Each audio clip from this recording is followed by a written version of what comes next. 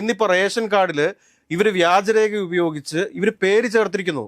ഇന്നലത്തെ പത്രമാധ്യമങ്ങളിലെല്ലാം ഇത് പ്രധാനപ്പെട്ട വാർത്തയായിരുന്നു. ഇത് കഴിഞ്ഞ ദിവസം ആദ്യമായിട്ട് ഈ ഒരു വാർത്ത, അതായത് ശ്രീനാദേവി കുഞ്ഞമ്മയുടെ റേഷൻ കാർഡിൽ പേര് ചേർത്തിരിക്കുന്നത് വ്യാജരേഖ ചമച്ചിട്ടാണ് എന്നുള്ളത് ആദ്യമായി നമ്മളാണ് പുറത്തേക്ക് വിടുന്നത്. പിന്നെ ഈ സൈബർ ഇടങ്ങളിലൊക്കെ കഴിഞ്ഞ കുറേ ദിവസങ്ങളായിട്ട് ശ്രീനാദേവി കുഞ്ഞമ്മ എന്തോ സ്വർഗത്തിൽ നിന്ന് ഇറങ്ങി വന്ന ഒരു അത്ഭുത സ്ത്രീയാണ് എന്നുള്ള രീതിയിലാണ് ചില സോഷ്യൽ മീഡിയ ഹാൻഡിലുകളിൽ പ്രചരണം നടത്തുന്നത്. ഒരു ബിസിനസ് പ്രൊജക്റ്റുമായിട്ട് മന്ത്രിമന്ദിരത്തിലേക്ക് കയറി ചെന്ന അവരെ നശിപ്പിച്ച് പണ്ടാരമടക്കി കളഞ്ഞത് 2011 മുതൽ 2016 വരെ കേരളം ഭരിച്ച UDF മന്ത്രിസഭയിലെ മന്ത്രിമാരല്ലേ.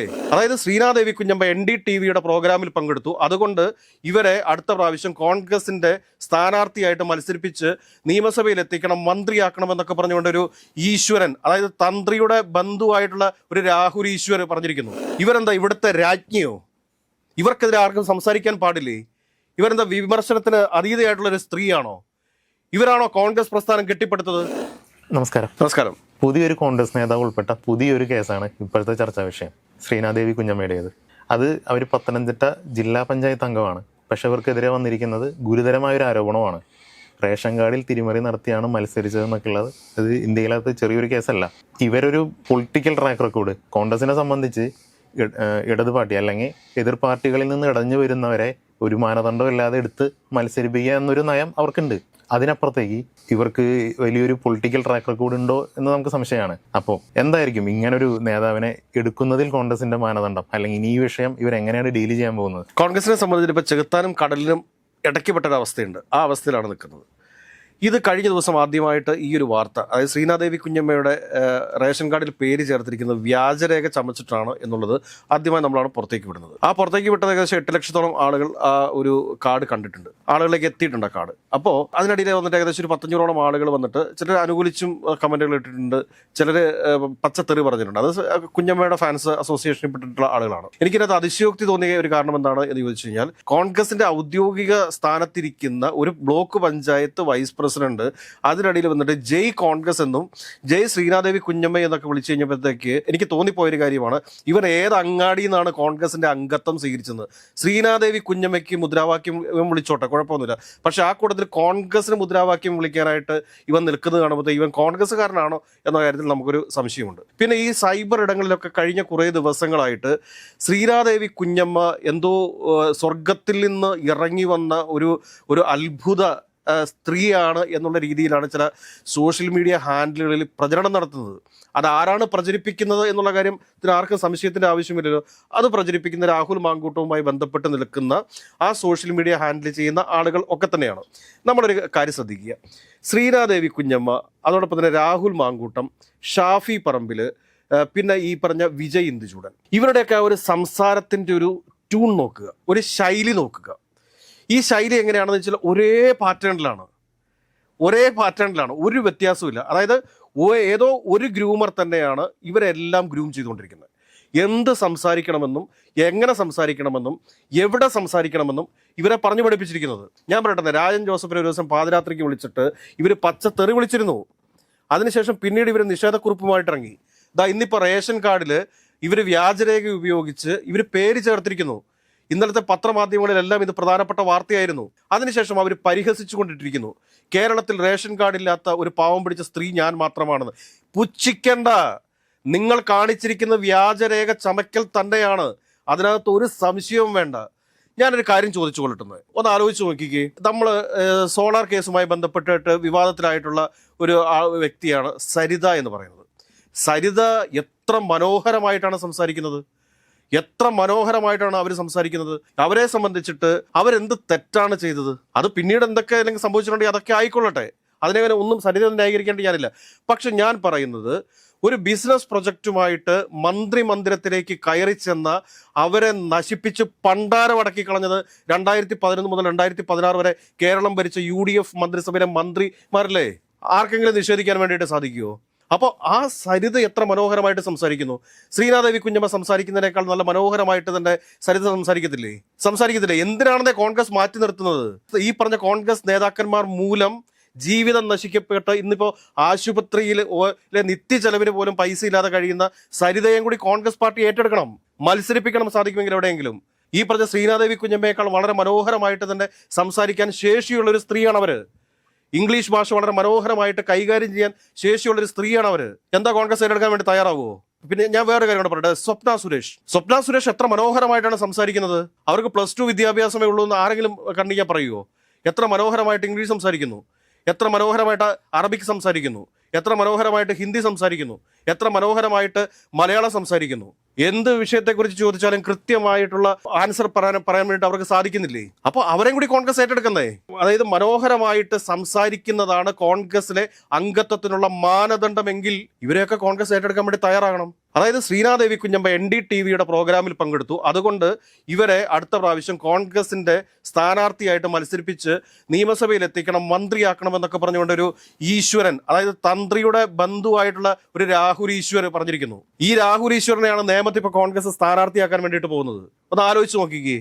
ഗതികേട് എന്നല്ലാതെ വേറെ എന്താണ് പറയുന്നത്? നമ്മളൊക്കെ പിടിച്ചൊരു കൊടിയാണ്, ഞാനൊക്കെ പിടിച്ചിട്ടുള്ള ഒരു കൊടി തന്നെയാണ് ഈ കോൺഗ്രസിന്റെ കൊടി എന്ന് പറയുന്നത്. കഴിഞ്ഞ ദിവസം ഞാൻ കൊടി പിടിക്കുന്ന സമയത്ത് മറ്റേ വരാന്തയിൽ ഇരുന്ന് കോൺഗ്രസിനെ കുറ്റം പറഞ്ഞുകൊണ്ടിരുന്ന ഒരുത്തനാണ് ഈ ബ്ലോക്ക് പഞ്ചായത്ത് വൈസ് പ്രസിഡന്റ് ആയിട്ടുള്ള ഒരുത്തൻ. അവരാണ് വന്നിട്ട് ജയ് കോൺഗ്രസ് എന്ന് പറഞ്ഞതിന് ശേഷം അതിന്റെ താഴെ വന്നിട്ട് പറഞ്ഞിരിക്കുന്നു ജയ് ശ്രീനാദേവി കുഞ്ഞമ്മ. ഒരല്പം ഉളുപ്പ് അവനുണ്ടെങ്കിൽ അവരത് എഴുതുവോ? ആരാണ് ശ്രീനാദേവി കുഞ്ഞമ്മ എന്നുള്ള കാര്യം പത്തനംതിട്ട ജില്ലയിലുള്ള മുഴുവൻ ആളുകൾക്കും അറിയാം. ഇപ്പൊ നമ്മളെല്ലാവരും സമ്പൂർണ്ണന്മാരാണ് എന്നൊന്നും ഞാൻ പറയുന്നില്ല. തെറ്റുകളും കുറ്റങ്ങളും ഒക്കെ എല്ലാവർക്കും സംഭവിച്ചിട്ടുണ്ട്. പക്ഷെ ഈ തെറ്റുകളിൽ നിന്ന് തെറ്റുകളിലേക്ക് മാത്രം പോകുന്ന ഒരു സ്ഥിര വ്യവഹാരിയാണ് ഈ സ്ത്രീ എന്നുള്ള കാര്യം കൂടി നമ്മൾ മനസ്സിലാക്കണം. രാജൻ ജോസഫിനെതിരെ 12ഓളം കേസുകൾ ഇട്ടിട്ടുണ്ട്. ഏതെങ്കിലും നിലനിൽക്കുന്ന ഏതെങ്കിലും കേസുണ്ടോ? ഇവരെന്താ ഇവിടുത്തെ രാജ്ഞിയോ? ഇവർക്കെതിരെ ആർക്കും സംസാരിക്കാൻ പാടില്ലേ? ഇവരെന്താ വിമർശനത്തിന് അതീതയായിട്ടുള്ള ഒരു സ്ത്രീയാണോ? ഇവരാണോ കോൺഗ്രസ് പ്രസ്ഥാനം കെട്ടിപ്പടുത്തത്? ഇവരെങ്ങനെയാണ് CPIയിൽ വന്നതെന്നറിയോ? കാനൻ രാജേന്ദ്രന്റെ ഒരു ഡ്രൈവർ ഉണ്ടായിരുന്നു.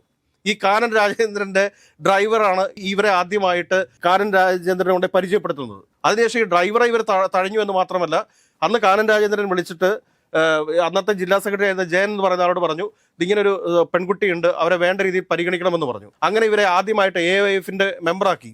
AIFന്റെ മെമ്പറാക്കിയതിനു ശേഷമാണ് ഇവരെ പിന്നെ പത്തനംതിട്ടയ്ക്ക് കൊണ്ടുവന്നിട്ട് ജില്ലാ പഞ്ചായത്തിലേക്ക് മത്സരിപ്പിച്ചത്.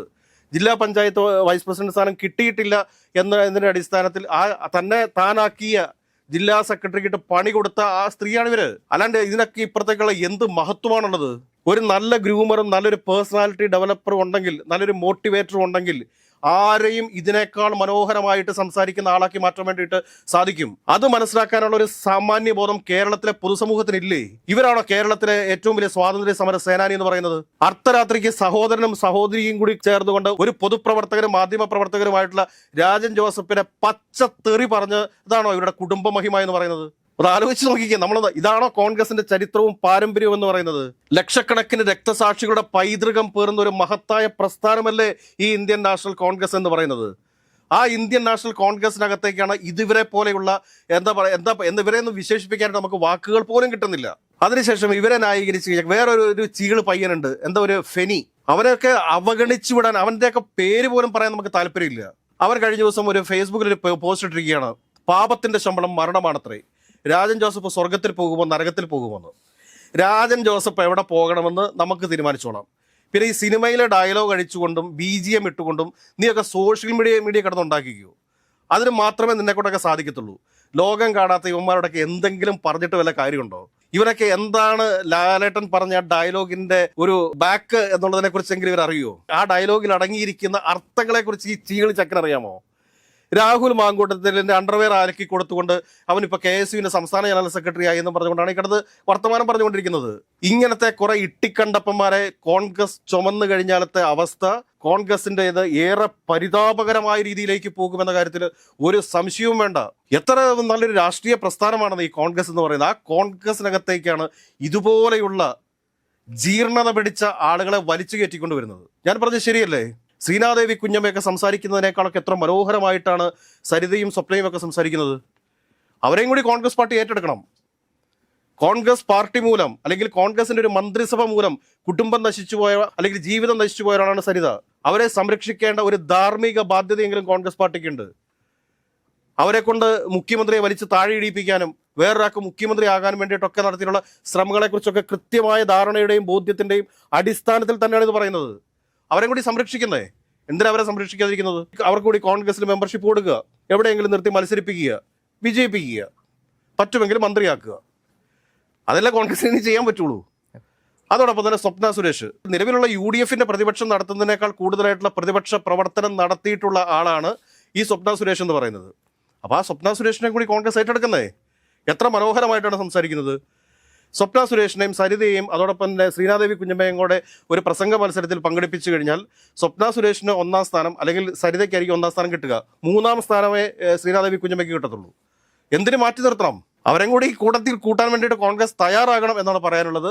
പിന്നെ ഇതുപോലെയുള്ള ജീർണതകളെ, ഇതുപോലെയുള്ള ക്യാൻസറുകളെ അത് കട്ട് ചെയ്ത് കളയാതെ കോൺഗ്രസ് മുൻപോട്ട് പോയി കഴിഞ്ഞാൽ കോൺഗ്രസിനെ സംബന്ധിച്ചിട്ട് കാത്തിരിക്കുന്നത് വലിയ പ്രശ്നങ്ങളായിരിക്കും എന്നുള്ള കാര്യം മാത്രം ഓർമ്മിപ്പിച്ചുകൊണ്ട്, പിന്നെ ഇതുപോലുള്ള ജീർണതകളെ പിന്തുണയ്ക്കുന്ന കോൺഗ്രസ് നേതാക്കന്മാരും ഈ കോൺഗ്രസ് എന്ന പാർട്ടിക്ക് ഒരു ശാപമായിരിക്കും എന്ന് ഓർമ്മിപ്പിച്ചുകൊണ്ട് തൽക്കാലത്തേക്ക് അവസാനിപ്പിക്കുക.